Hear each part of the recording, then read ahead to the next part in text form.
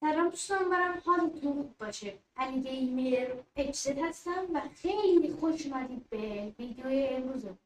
دوستان اگه یادتون باشه ما توی ویدیو قبل من توی ویدیو قبل گفته بودم که قرار امروز آموزش سورسز رو بذارم، قسمتی که باعث بود مجوزهای OBS رو بدیم. ولی گفتم حالا باعث یه آموزش جداگانه از OBS بگیریم، شاید آموزش جالبی باشه و شاید مثلا یکی دوست داشت میتونه انجامش بده و فیلم و اینا.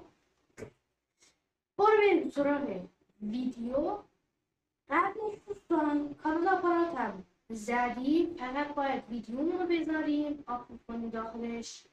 پس کانال آپاراتم رو با لینک که داخل پیجمون گذاشتم دنبال کنید، پیج اینستاگرام رو فالو کنید، ویدیو رو لایک کنید و برای ویدیو هم کامنت بذارید.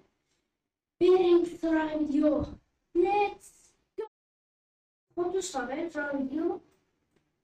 خب دوستان دوستان این آموزش برای پس زمینه توی کامپیوتر به در میخوره که بیشتر توی کامپیوتر به در میخوره. مثلا لپتاپ هایی که باتری بهشون وصله نمیدن به دور از شارژ و اینا، اگه برای اون استفاده کنیم شارژ باتری زود تموم میشه. حالا این چیه؟ میخوان تصاویرهای زنده متحرک بذاریم روی این کامپیوترمون. دو تا برنامه میگم، دوتاشم تقریبا میشه گفت یکیه ولی بازم میتونه به کار کرد. بریم سراغ ویدیو. دوستان شما دو روش دارید برای اینکه بتونید این دو تا برنامه رو نصب کنید.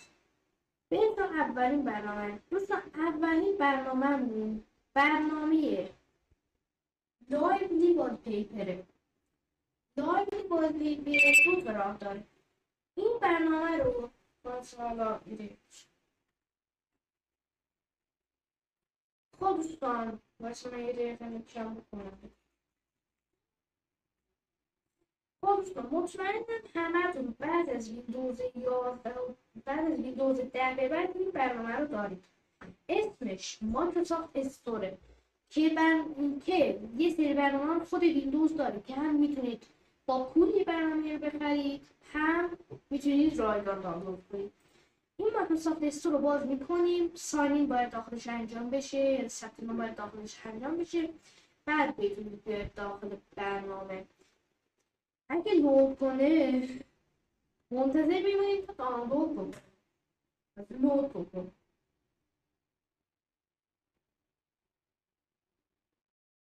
خب دوستان بعد از کلی منتظر موندم بالاخره لود کرد. دوستان صفحه اصلیش یه همچین جایی آرس کنم. این پایین سری برنامه هایی برای هست، مثلا اسپاتیفای میوزیک یا مثلا اپل میوزیک، یا مثلا اگه بریم پایین یه سری بازی ها و فلان و اینا و حتی نگاه میتونید به قیمت $2 بخرید. آن سیل.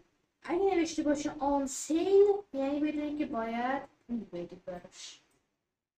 خب دوستان ما با اینا کار نداریم. ما میایم قسمت سرچ مینویسیم لایولی والپیپر. اینجا من از قبل داشتم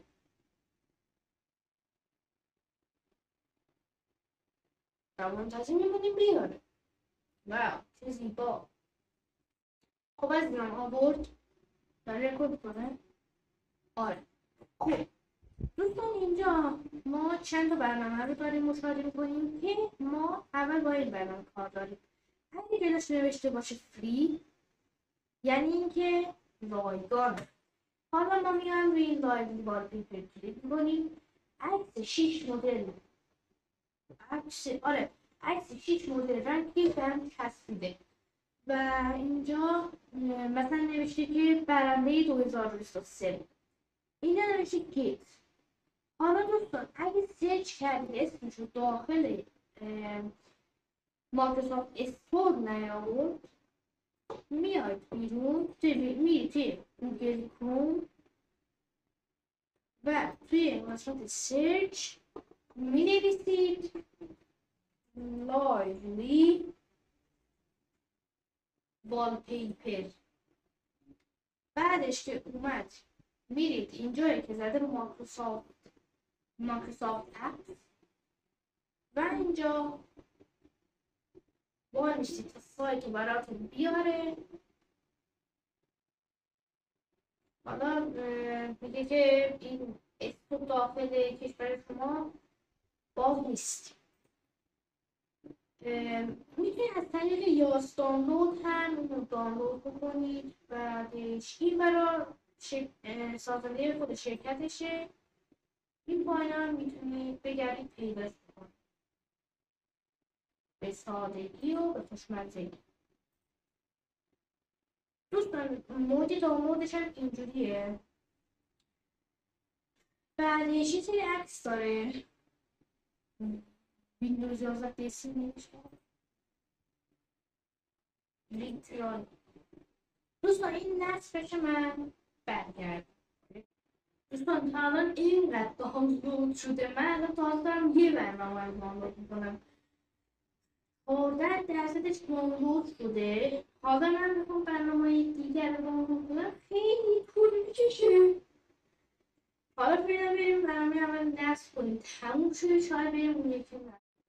خب دوستان برنامه دانلود شد. بعد این دانلود شد این گوشی براتون یه دونه پیام میاره که یک پایین نوشته لانچ برنامه. حالا یه لحظه یادم نبود. یه نوشته لانچ، یه نوشته پینت استارت. ما با اونا کاری نداریم. میایم مایکروسافت استور رو میبندیم و قسمت سرچ مینویسیم لایولی از چه شده داداش نگاه برنامه چی میگه؟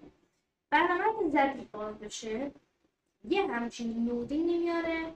بعدش کل برنامه رو براتون باز میکنه.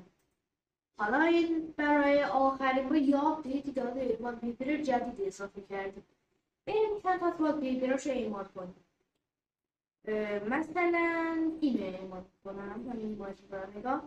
با موس میتونم والپیپر رو حرکت بدم و خیلی ساده یک تصویر متحرک دارم. یا مثلا میتونم این انتخاب کنم. این بیشتر برای کسایی که شیمی میخونن بیشتر برای اون به در میخوره. مثلا اینو بگم اکسیژن، یا مثلا نیتروژن، یا مثلا گالیوم، یا حتی مثلا نمیدونم لیتیوم جزء اوناست یا نه. ولی اینجا حتی میتونید بخش‌بندی هم کنید. مثلا الان این یه لیست کامل از قسمت‌های نارنجیه و هر بار که روش کلیک میکنید اینو بزرگترش میکنه. اینم چیز باحالیه. و اینم موزیک تونله که مثلا اگه شما اگه اشتباه نکنم اگه شما یه آهنگی رو باز کنید اینجا آهنگ میاد. این برنامه باحالیه. حالا تنظیماتش چجوریه؟ اینجا اینو داره. بعد اینم گالری زده که این فکر کنم برای خود سایتشه و اینم نوشته آپدیت. چک فور آپدیت میتونید بزنید که چک کنه ببینه آپدیت دارید یا نه. بعدش هم دوستان توی اینجا میتونید از والپیپر بزنید. حالا اینجا چجوریه؟ میتونید فایل اینجا چوز فایل رو ببرید و براش یه فایل بدید، یا حتی میتونید لینک بدید که مثلا اینجا براتون کار بکنه، یا حتی ادونچر داره. حالا این چیز زیاد باحالیه. مثلا میتونید از گوگل عکس دانلود کنید. اینا میبینید وال اکتیو والپیپر.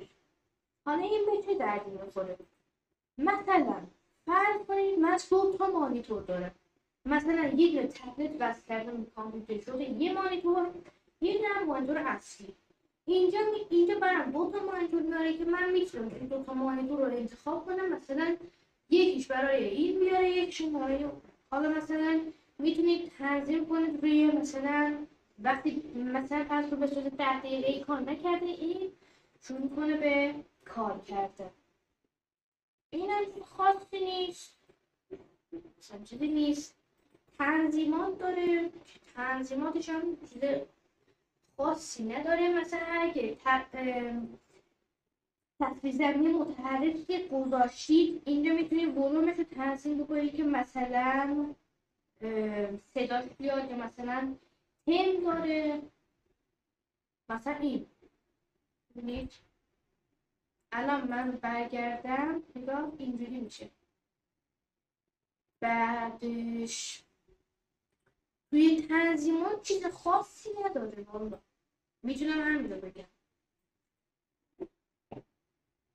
بعدش پرفورمنس، یه پرفورمنس میتونید یه سری کارها رو تنظیم بکنید که میتونه به کامپیوتر ضعیف کمک بکنه.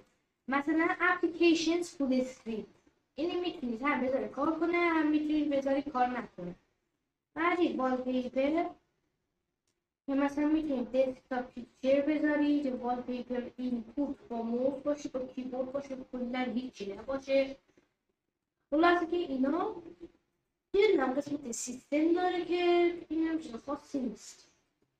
بچه اینجا وقتی میخواید در بیاید مینویسه که اگه در بیاید چطور میتونید دوباره وارد برنامه بشید. میاد این قسمت روی این جایی که این شکلیه کلیک میکنید، راست کلیک میکنید، بعد اینجا اوپن لایبرری رو میزنید و میتونید راحت بیاد اینجا وارد بشید.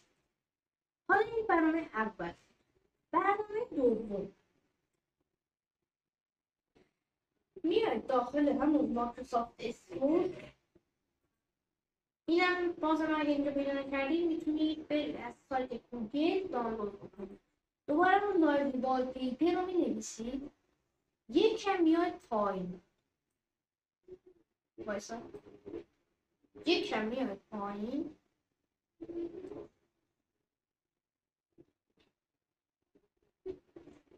همه اینای برنامه‌ای که میتونه تصاویر زمینه متحرکی برای شما بده که من پیشنهاد میکنم این دوتا رو نصب کنید چون چیز باحالیه. حالا من اگه پیداش کنم نمیاد. دوستان من بگردم اینو پیدا کنم. خب دوستان پیداش کردم.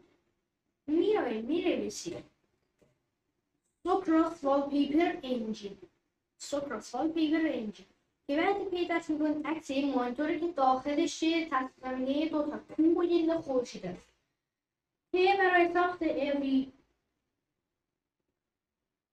اوریوم و یه مانیتور رو از وسط نصف کرده، یه طرفش تیم لایت یه طرفش تیم دارک. روش کلیک میکنید، ریتینگش 41 برای یعنی تعداد نظرات 41 بعد همه جایی از قبل اینستال بود برای من که واسه من میتونم پیداش بکنم از قسمت سرچ.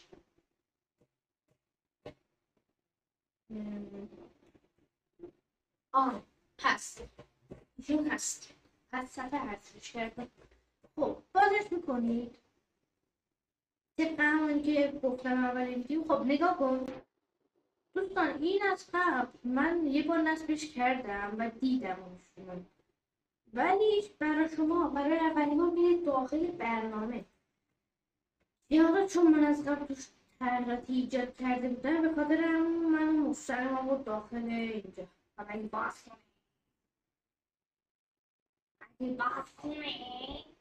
باز شد. وقتی باز شد چیدمان این یه جوری دیگه است. اینجوریه که دونه رو چیک کنیم. یکیش همینه که میتونید تنظیمات روش ایجاد کنید که مثلا اینجوری کار کنه. والپیپر از کجا میتونید تنظیمات ایجاد کنید؟ میارم روی سه نقطه کلیک میکنید قسمت کاستومایز و یکم سر میکنید تا کاستومایزش بیاد. بعدش میتونید کیفیت رو بذارید یا روی خیلی خیلی کم یا میتونید بذارید روی زیاد. بعدش هم اینم میتونید مثلا بذارید 32 مثلا اینجوری میشه. میبینید چه بی کیفیته. ولی اگه مثلا بذارید حالا باید من بستم اصلا نمیدونم ویدیو چند دقیقه شده. یا مثلا اگه بیای بذاری رو 108 که نورمالش هم همینه اینجوری میشه. این بعد خدا وکیلی. پس من میذارم روی همون 312 که بعد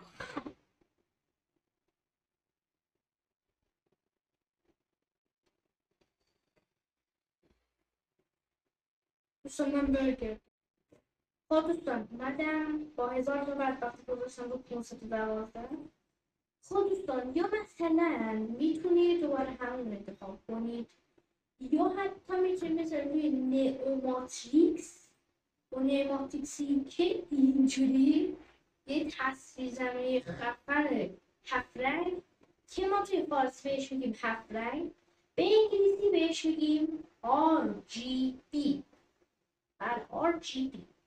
این تصویر زمینی فوق‌العاده زیباییه که پر از علائم چینی و اینجور چیزاست و به رین میاد پایین.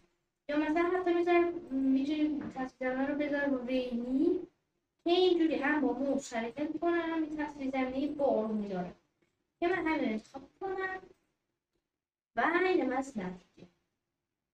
اول به صورت فول اسکرینی همه رو میاد پایین، بعد از بالا دونه دونه.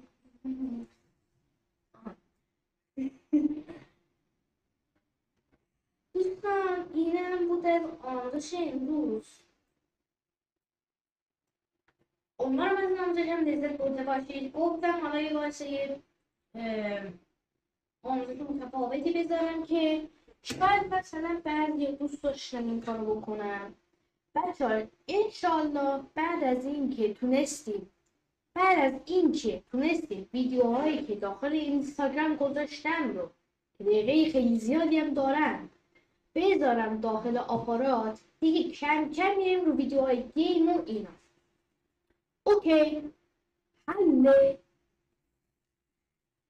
مرسی که تا اینجا ویدیو رو تماشا کردید. حتما هر گیمر رو فالو کنید. ویدیو بعدی بدرود.